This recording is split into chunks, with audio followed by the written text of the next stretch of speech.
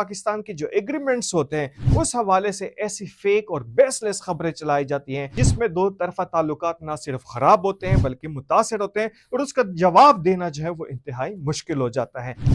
بسم اللہ الرحمن الرحیم، السلام علیکم، میں ہوں جمشید خان۔ آج ہم پیکا بل کے حوالے سے بات کریں گے، لیکن اس سے قبل آپ کو برصغیر میں جو یہاں پر جرنلزم کو متعارف کیا گیا تھا اس حوالے سے بات کریں گے۔ یہاں پر جرنلزم پڑھانے والے، پریس ہسٹری پڑھانے والے بخوبی جانتے ہیں کہ اس کا آغاز جو ہے وہ جیمز آگسٹ نے کیا تھا 1700 صدی میں، اور وہ ایسٹ انڈیا کمپنی کا ملازم تھا اور کس قسم کے کردار کا وہ مالک تھا۔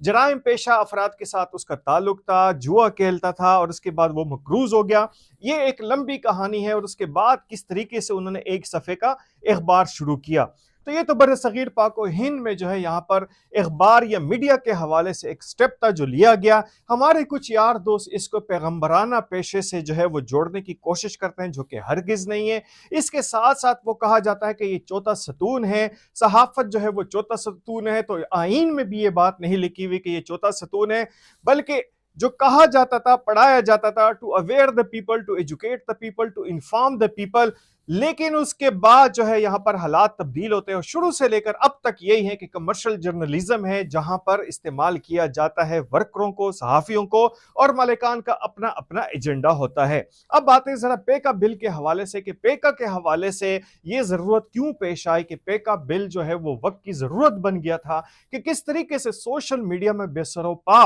قسم کی خبریں چلائی جاتی ہیں اور اس کے بعد ان کو ٹرینڈ بنایا جاتا تھا۔ اس حوالے سے نہ صرف یہاں پر پاکستان کی معاشی صورتحال خراب سے خراب تر ہوتی گئی، بلکہ اس کے ساتھ داخلی طور پر بھی پاکستان کو مختلف قسم کے چیلنجز کا سامنا کرنا پڑا۔ اس کے ساتھ بیرون ملک مختلف ممالک کے ساتھ بھی اس پہ جو ہے منفی اثرات جو ہے وہ مرتب ہوئے، چونکہ فیک خبریں تھی اور جب تک حقائق تک لوگ پہنچتے اس وقت تک کافی دیر ہو چکی ہوتی تھی، اور اس کے بعد حکومت نے اس بات کا اعادہ کیا کہ کس طریقے سے سوشل میڈیا کے مختلف ایپس، جس میں ایکس بھی ہے، فیس بک بھی ہے، دوسرے تیسرے یوٹیوب بھی آتے ہیں، اس پر یہاں پر فیک نیوز کے حوالے سے اس کو کس طرح کنٹرول کیا جائے۔ اب بات آتی ہے کہ آخر کار صحافی تنظیمیں جو ہیں اس پر کیوں شور کر رہی ہیں۔ صحافی تنظیموں کا ایک ہی موقف ہے کہ شاید ان سے پوچھا جائے گا کہ آپ کو جس نے خبر دی ہے اس کا سورس کون ہے۔ تو اخبارات میں اور ٹی وی چینلز میں پہلے بھی یہ اصول رہا ہے کہ آپ جس کے خلاف خبر دیتے ہیں اس کا موقف لینا ضروری ہوتا ہے، اور بغیر موقف کے کوئی خبر نہیں چلائی جاتی، بلکہ اس کو کہا جاتا ہے کہ کل کر دی گئی۔ جب تک وہاں پر موقف نہیں آتا، واضح موقف نہیں آتا یا آپ کے پاس ثبوت نہیں ہوتے، اس وقت تک آپ خبر نہیں چلا سکتے۔ لیکن سوشل میڈیا کی دنیا جو ہے وہ ایک عجیب دنیا ہے جس میں جس کا دل چاہے، جس طریقے سے چاہے تو آپ اس پر خبر چلا بھی سکتے ہیں، بنا بھی سکتے ہیں، اور بغیر کسی اس کے جو ہے یہاں پر لائبلٹی کے آپ اس پہ کھڑے بھی ہو سکتے ہیں۔ میں آپ کو چند مثالیں دیتا ہوں کہ گزشتہ کچھ عرصے میں یہاں پر کچھ ایسی خبریں چلائی گئی، جس طرح کے ایک خبر کا متن تھا کہ پاک بھارت کے درمیان جنگ بندی کا معاہدہ ختم ہو گیا۔ یہ تھم نیل تھا، اور اس کا مطلب آپ سیدھا سیدھا یہ لے سکتے ہیں کہ پاکستان اور بھارت کے درمیان جو ہے وہ دوبارہ لڑائی شروع ہونے والی ہے۔ یہ ایک انٹرنیشنل لیول کی خبر تھی جو ایک یوٹیوبر نے دی، اور آپ اندازہ کر سکتے ہیں کہ صرف تھم نیل پر اپنے لائکس کمنٹس بڑھانے کے لیے اس طرح کی خبر دی، اور اس کے بعد وہ ظاہر بیس لیس خبر تھی، فیک خبر تھی، لیکن کافی وائرل ہوئی۔ اسی طرح جو ہے ایک خبر میری نظر سے گزری کہ جس میں کہا گیا، جو تھم نیل تھا اس کا یہ تھا کہ سپہ سالار نے ہتھیار ڈال دیے۔ چونکہ ملک کے حالات کچھ اس طرح چل رہے تھے کہ اس کے بعد وہ ایک انتہائی معنی خیز قسم کا جملہ بنا، وہ بھی بڑا وائرل ہوا۔ آخر اس کا ذمہ دار کون اور کیسے کس کو ٹھہرایا جائے گا؟ یہاں پر اخبار کی ہو، ٹی وی کی بات ہو، تو اس میں ایک ابھی بھی کسی حد تک آپ کہہ سکتے ہیں کہ ذمہ داری کا احساس ہے، ذمہ داری ہے، ایڈیٹوریل ہے، آپ پہ چیک اینڈ بیلنس ہے۔ اسی طرح منہ اٹھا کے آپ خبر نہیں دے سکتے۔ تو پاک بھارت کے حوالے سے جو خبر تھی اس کے آخر میں لکھا ہوا تھا ذرائع۔ تو آخر کار یہ کون سا ذرائع تھا کہ جو انہوں نے پاک بھارت کے درمیان جنگ بندی کا معاہدہ ختم کرا دیا، اور جناب صاحب نے لائک اور کمنٹس لے کر وہ سائٹ پہ ہو گئے؟ تو ان سے پوچھنا پھر ضروری بنتا ہے۔ آئے روز یہاں پر سٹاک ایکسچینج کے حوالے سے، سی پیک کے حوالے سے، ہمارے معاشی صورتحال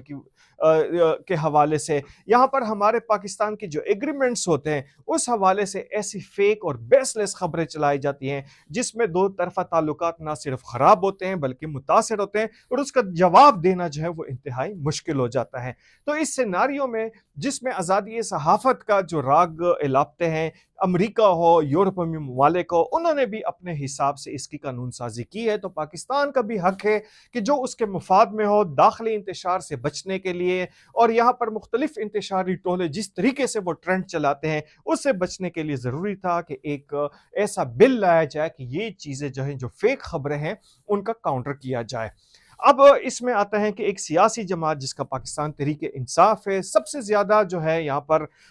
چیخنا چلانا ان کا بنتا ہے، کیونکہ سب سے سٹرونگ قسم کا سوشل میڈیا نیٹ ورک جو تھا، پروپیگنڈا کا جو نیٹ ورک ہے، تو وہ ظاہر ہے پاکستان تحریک انصاف کے پاس ہے، وہ بیرون ملک میں بھی ہے اور ملک کے اندر بھی ہے، تو ان کو البتہ پسو پڑے ہوئے ہیں کہ کس طریقے سے اگر یہ پاس ہو گیا تو ان کے جو کرتا دھرتا ہے وہ قانون کی گرفت میں آئیں گے۔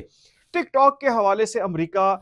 نے جس طرح اقدام اٹھایا، چاہے وہ سیاسی تھا، چاہے اپنے معاشرے کے مطابق تھا، آپ نے دیکھا کہ انہوں نے ایک سٹیپ اٹھایا، لیکن یہی حق جو ہے اگر پاکستان استعمال کرتا ہے تو پھر آزادی اظہار کے حوالے سے مختلف سوالات کھڑے ہو جاتے ہیں۔ آئین کے آرٹیکل 9 کی جو ہے وہ مثالیں دی جاتی ہیں، جبکہ اس وقت ہم جس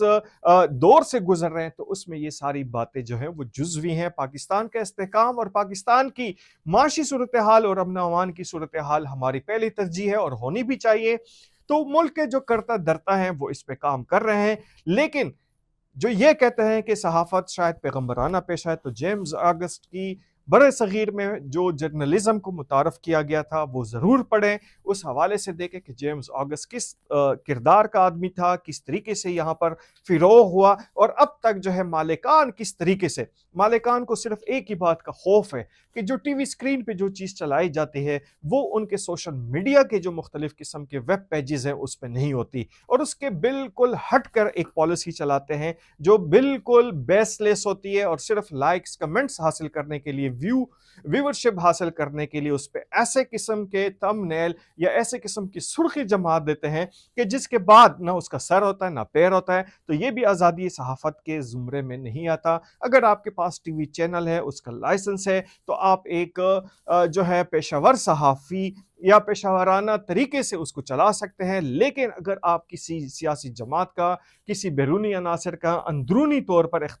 جو ہے انتشار پھیلانے کی کوشش کرتے ہیں تو ظاہر ہے اس کی کوئی گنجائش نہیں۔ تو تنظیموں کو بھی سوچنا چاہیے کہ یہاں پر جہاں پر کیمرے جو ہے اور ان کی گاڑیاں، ٹی وی چینلز کی اور اخبارات کی انشورنس ان کی ہوئی ہے، اور ان کے رپورٹر کی، ان کی ورکروں کی نہ انشورنس ہے، نہ پنشن ہے، نہ گریجویٹی ہے، اور یہاں پر وہ بھوک سے اور افلاس سے وہ مر جاتے ہیں، ایڑیاں رگڑ رگڑ کے مر جاتے ہیں، ان کو ہائرنگ اور فائرنگ کے یہاں پر مختلف قسم کے جو قوانین ہونے چاہیے، ایون لیبر لاس تک یہاں پر امپلیمنٹ نہیں ہوتے۔ باتیں بہت ساری ہیں، یونین کو جو میرے بھائی ہیں، دوست ہیں، ان کو بھی چاہیے کہ ذرا اس پہ توجہ دے، جو کبھی بھی نہیں دیں گے۔ بے شمار مثالیں ہمارے پاس ہیں کہ کس طریقے سے مالکان کے کہنے پر یہ میدان میں کود پڑتے ہیں۔ تو جو میرے سننے والے ہیں ان کو صرف یہ کہنا ہے کہ صرف ڈر اور خوف ان لوگوں کو ہوگا جن کے دل میں چور ہے۔ اجازت دیجیے، اللہ حافظ۔